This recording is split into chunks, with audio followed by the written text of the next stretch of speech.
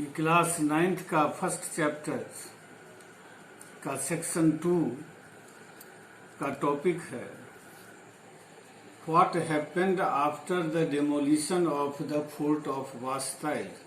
पिछले क्लास में बताए थे कि फोर्ट ऑफ वास्ताइल का डेमोलिशन किस तरह हुआ और उसका सिग्निफिकेंस क्या है, उसका महत्व क्या है। आज बताएंगे कि फोर्ट ऑफ वास्ताइल के डिमोलिशन के बाद क्या सब चेंजेज आए फ्रांस में। तो फ्रांस के देहातों में यह अफवाह फैली कि जो सामंत हैं, जो जमींदार हैं, वे लोग जो है सो लठेतों को किराए पर लिए हैं ताकि वे लठेत जो खेतों में पकी हुई फसलें हैं उनको नष्ट कर दे। फसल के नष्ट होने से जो किसान थे उनको काफी परेशानी होती, वो भूखमरी के शिकार हो सकते थे। इसीलिए जब यह अफवाह किसानों के बीच पहुंची तो वे भयभीत हो करके जो जमींदारों के खेतों पर आक्रमण किए, उनके जो कुदाल थे, उनके जो पीच फोर्क्स थे, ये सबको उन्होंने सीज कर लिया। उनके सेटोक्स पर, उनके किले पर आक्रमण कर दिया। उन्होंने वहां जमा किए हुए जो अनाजों को लूट लिया। जो डॉक्यूमेंट्स थे लगान संबंधी उनको जो है सो जला दिया और बड़ी संख्या में भयभीत हो करके जो कुलीन लोग थे, जमींदार थे, वे सब घर छोड़ करके भाग गए। दूसरी तरफ जब लुई 16 ने यह देखा कि उनकी विद्रोही प्रजा की बहुत ही उग्र हो गई है, उसकी विद्रोही प्रजा की ताकत का अनुभव उसको हुआ और इसके बाद उस दबाव में आकर के वह नेशनल असेंबली को मान्यता प्रदान कर दी। वह इस बात को स्वीकार कर लिया कि अब नेशनल असेंबली उसके पावर को जो है सो लिमिट कर सकता है, सीमित कर सकता है, कमी ला सकता है।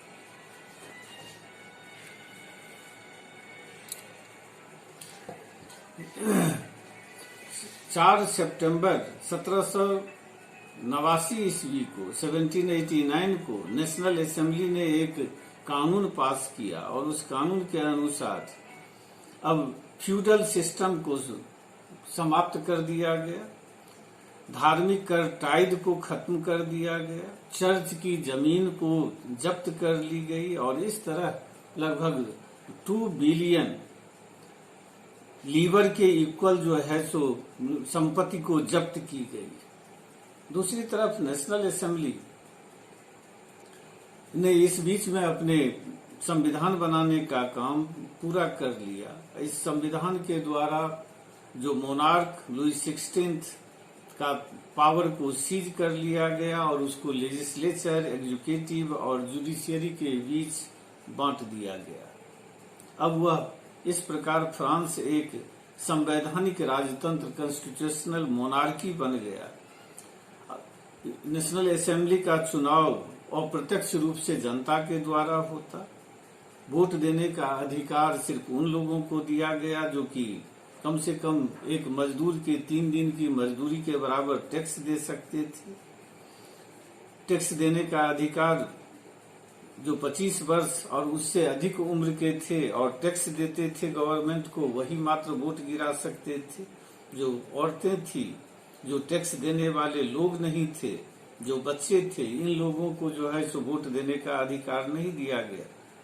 कॉन्स्टिट्यूशन के द्वारा right to freedom, freedom of speech, freedom of expression, equality before law, ऐसे अधिकारों को प्राकृतिक और अहरणीय, नेचुरल और इनएलिनिएबल माना गया। इस प्रकार ये सारे जो परिवर्तन डिमोलिशन ऑफ वास्टाइल के बाद यानी फ्रेंच रिवॉल्यूशन के बाद फ्रांस में ये घटनाएं घटित हुई। In the countryside, rumor spread from village to village that the lord of the manors had hired bands of brigands to destroy the ripe crops in the field. In response to it, peasants seized hoes and pitchforks and attacked sattocks, looted hoarded grain, and burnt the documents related manorial dues. Large number of nobles fled from their homes. Realizing the power of the revolting subjects, Louis XVI came under pressure and gave recognition to the National Assembly. He also accepted the principle that his powers from now on be limited by the Constitution. On 4th September 1789, the National Assembly passed a decree abolishing feudal system of obligation and taxes. Privileges from clergy were taken away, tithes were abolished, and lands owned by church were seized. In this way, at least 2 billion livres were acquired as seized assets. In 1791, National Assembly completed the drafting of the Constitution. It limited the powers of the French monarch. These powers were given to legislature, executive, and judiciary. Now France became a constitutional monarchy. The National Assembly was indirectly elected. Right to vote was given only to those people who were tax payee and of 25 and above age. Women and non-tax payee and children were denied the right to vote, and